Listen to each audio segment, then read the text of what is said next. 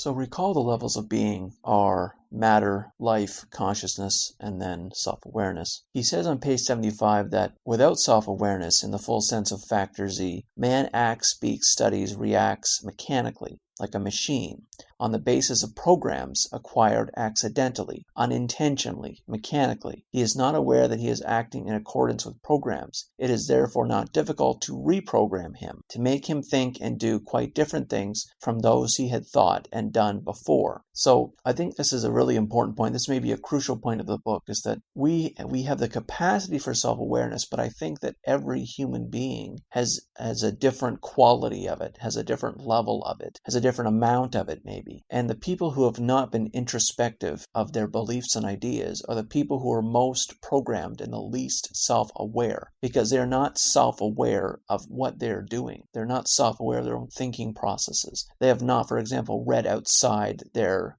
beliefs from childhood. Those are the people who are essentially robots in an intellectual sense, and they are running on the programs acquired in childhood. It seems what he's saying here is that to kind of reach a greater method of human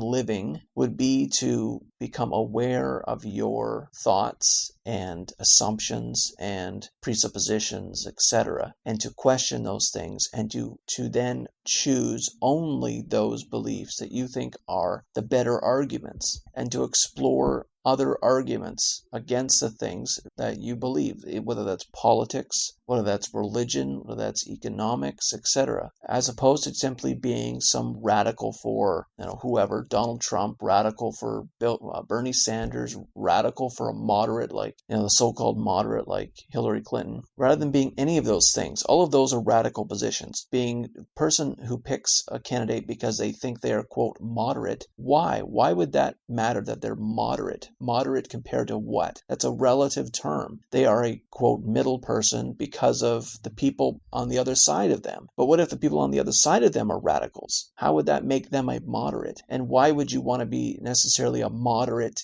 in all things? Like, sure, we want to be a moderate with alcohol or a moderate with dangerous sports, but would we want to be a moderate with murder or a moderate with drunk driving? Like, that's silliness, right? So moderate is not necessarily a good term. It's an easy term for some people. They just don't want to be a radical, so they pick a moderate. That is not a well thought out position. So if people like that are not self-aware, same with people who are radicals for a certain camp, like Trump or Bernie Sanders or whatever it might be, Labor Party or whatever, wherever you might be, you have to have well thought out positions. Why that candidate? Why not other candidates? It can't just be that he looks nice. Charisma rules politics far too much because people are not self-aware. They're not questioning their decisions. They have not gotten a good education that has made them question or made them wake up from being asleep intellectually. And the most annoying thing is that all these people have a vote, and yet they have not proved they can make a quality vote. So again,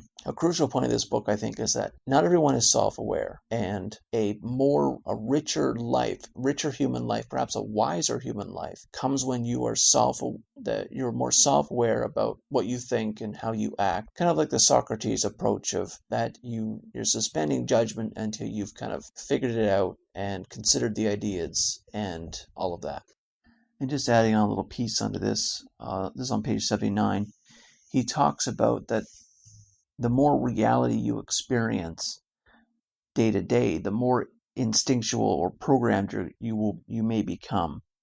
And the less reality you experience, the more we can seek higher things. And what that means is that the more you are kind of stuck in, you go to work, you come home, you clean or you cook or whatever, you kind of just stuck in this routine, the more you are kind of going through life in a very piecemeal fashion. You don't really have the time to do anything else.